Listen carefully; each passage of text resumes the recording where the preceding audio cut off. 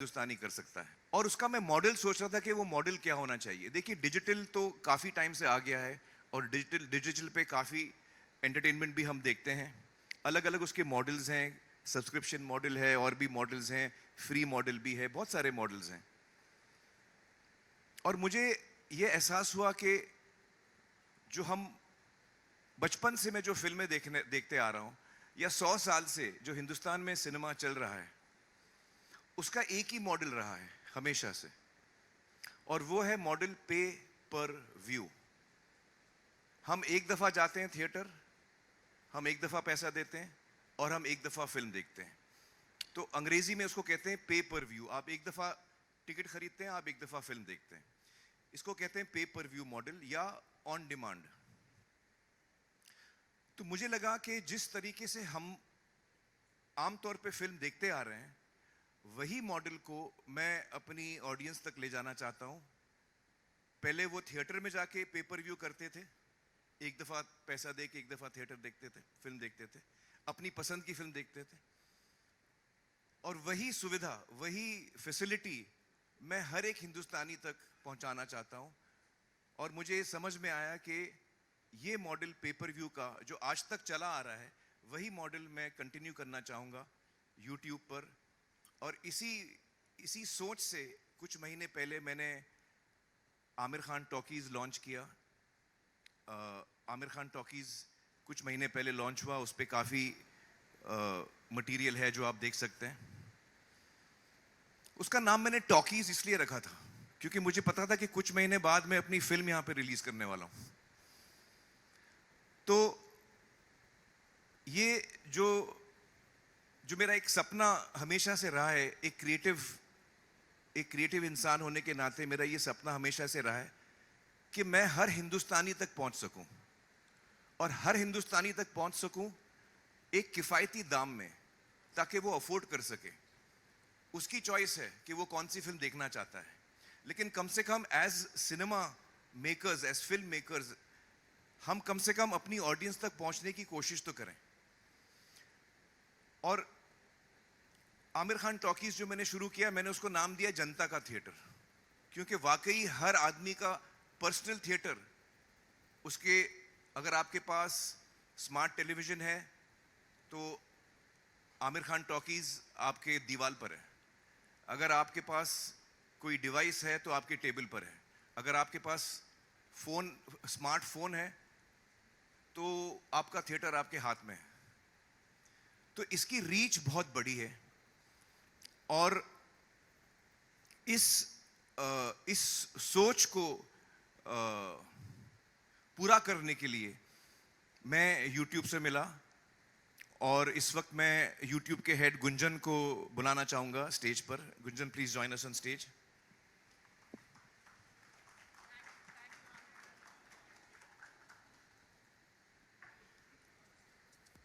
Have a seat.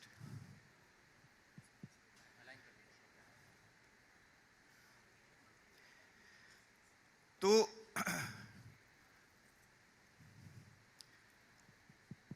हम लोग, दो तीन वजह हैं कि हमारा जो बिजनेस, जो थिएट्रिकल सिनेमा का जो बिजनेस है, जो थिएटरों में होता है, वो 2% 3% क्यों है, ये भी समझने की जरूरत है। देखिए, अमेरिका जो है उसकी आबादी कुछ हमसे 1/3 होगी, 1/3 ऑफ अस रफली, लेकिन उनके पास 35,000 स्क्रीन्स हैं। चाइना के पास 90,000 स्क्रीन है। हमारे पास स्क्रीन बहुत कम है, हमारे पास करीबन 8 से 9,000 स्क्रीन्स हैं। कोमल, एम आई राइट, रफली देयर?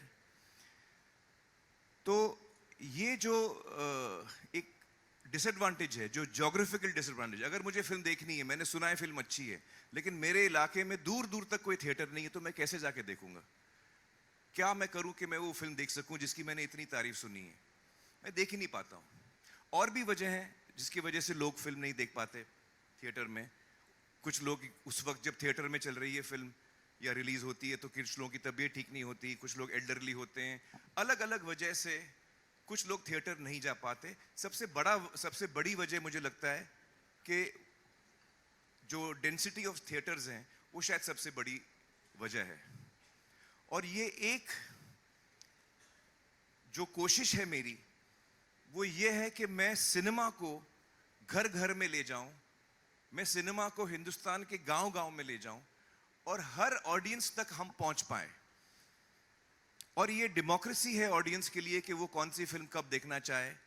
जब आप डिजिटल पे हैं, यूट्यूब पे हैं, वीडियो ऑन डिमांड या पेपर व्यू पे हैं, तो आप अपना समय तय कर सकते हैं आपको कब देखना है, आप अपनी जगह तय कर सकते हैं आपको कब देखना है, किसके साथ देखना है। ये सारा फ्रीडम आपको मिलता है। तो ये सारी वजह थी जिसकी वजह से मुझे लगा कि ये एक आइडिया है जिसका वक्त आ गया है।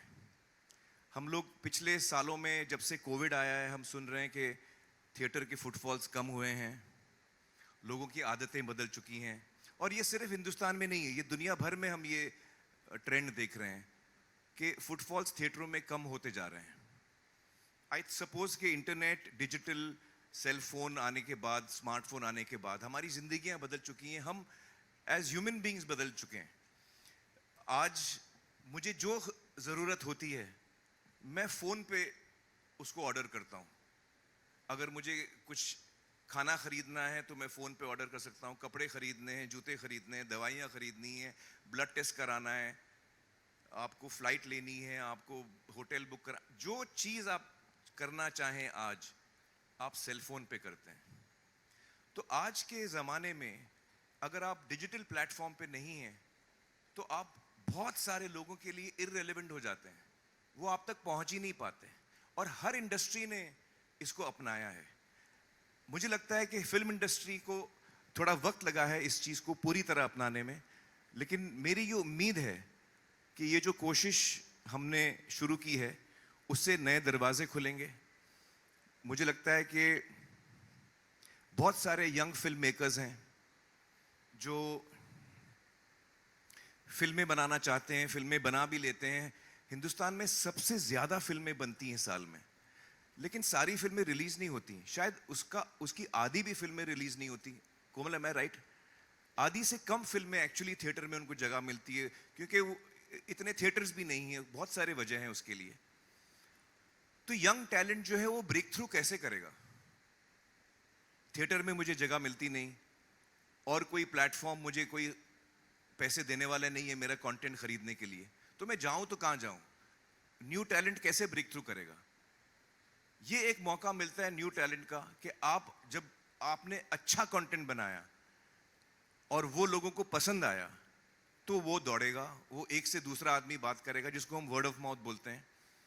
तो ये एक नई अपॉर्चुनिटी है यंग टैलेंट के लिए। मुझे लगता है कि ये एक अपॉर्चुनिटी है जो टैलेंट ऑलरेडी मौजूद है। अक्सर हमको कभी कभी लगता है कि यार हमको जो कहना है हम कह नहीं पाए, मार्केट फोर्सेस हैं, कभी कभी और भी वजह हैं जिसकी वजह से हम जो कहना चाहते हैं हम वो पूरी तरह कह नहीं पाते। हमको अक्सर और लोग बताते हैं कि भाई आप ये कंटेंट बनाओ, ऐसा बनाओ, आप फलाना। तो एक क्रिएटिव इंसान की जो एक उसका जो इमोशन होता है कि उसको क्या बनाना है, वो कहीं ना कहीं उसको फिर मारना पड़ता है। लेकिन अब मैं जो चाहूं मैं बना सकता हूं। I am the person who will decide what I want to make, and I decide even what is the economics of it. उसकी इकोनॉमिक्स भी क्या होगी वो भी मैं तय करूंगा। तो ये सारी चीजें जो है मुझे लगता है हमने जो प्राइस पॉइंट तय किया है इस फिल्म के रिलीज के लिए वो है 100 रुपए। मैं चाहता हूं कि ये फैमिली फिल्म है। मैं चाहता हूं कि फैमिली साथ में बैठ के देखें। 100 रुपए की फिल्म में अगर आपके परिवार में 4 लोग हैं तो 25 रुपए पर हेड में आप फिल्म देख सकते हैं। और वो फिल्म जो आपको देखनी है, ये नहीं कि हर फिल्म आप देख रहे हैं। जो फिल्म आपको अच्छी लगती है, जिसका ट्रेलर आपको अच्छा लगता है, जिसके बारे में आपने अच्छी बातें सुनी है, तो आपको पता है कि यार ये अच्छी फिल्म देखने जा रहा हूं मैं, थिएटर में आ चुकी है, मेरा फर्स्ट स्टॉप हमेशा थिएटर रहेगा, थिएटर में आ चुकी है। अब थिएटर के बाद थिएटर ने सिर्फ सितारे ज़मीं पर का उदाहरण ले लेते हैं।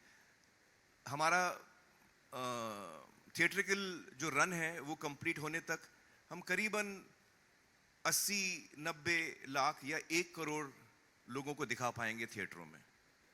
80 और 80 लाख और 1 करोड़ के बीच में ये फिगर कहीं आके बैठेगा। बाकी हिंदुस्तान, बाकी के लोग कहाँ देखेंगे? तो ये मेरी तरफ से कोशिश है कि मैं काम कर रहा हूँ, जो मैं क्रिएटिव काम कर रहा हूँ, वो मैं हर एक हिंदुस्तानी तक पहुंचा पाऊं। मेरा ये सपना है कि जो हम सिनेमा बनाते हैं वो हर हिंदुस्तानी तक पहुंचे और आसानी से पहुंचे और वो किफ़ायती दामों में पहुंचे, ताकि वो डिसाइड कर सके उसे कब देखना है नहीं देखना है, जो उसको जैसे वो सही समझे। लेकिन कम से कम हम एक जरिया बना रहे हैं ताकि हम हर हिंदुस्तानी तक पहुंचे। ये एक अटेम्प्ट है। सिनेमा जो कोविड के बाद नीचे जा रहा था, मुझे लगता है कि ये एक विन विन फॉर ऑल हो सकता है।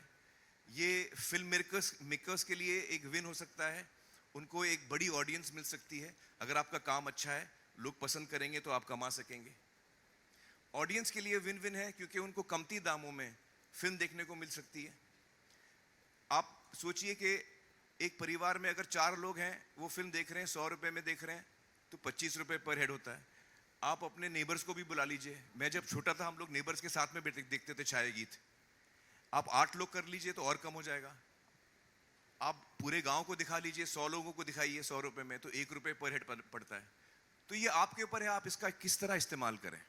लेकिन हमारी कोशिश ये है कि हम हर हिंदुस्तान के कोने कोने तक पहुंचने की कोशिश करें और हर आदमी इसका लाभ उठा पाए। तो ये एक बहुत ही बड़ा कदम है। आप लोग में से बहुत जर्नलिस्ट लोग, मुझे आप लोगों ने पूछा कि मैंने OTT राइट्स या जो S-Word सब्सक्रिप्शन राइट्स मैंने अपने फिल्म के नहीं बेचे। और उसकी वजह ये थी, उस वक्त मैं आप लोगों को साफ शायद बोल नहीं पाया, लेकिन उसकी वजह ये थी कि मुझे वो मॉडल ठीक नहीं लग रहा है। वो मॉडल मुझे कभी समझ में नहीं आया था और इसलिए मैंने ये नया मॉडल सोचा है। मुझे उम्मीद है कि आप लोगों को ये मॉडल पसंद आएगा। मुझे उम्मीद है कि देश के हर नागरिक को ये मॉडल पसंद आएगा।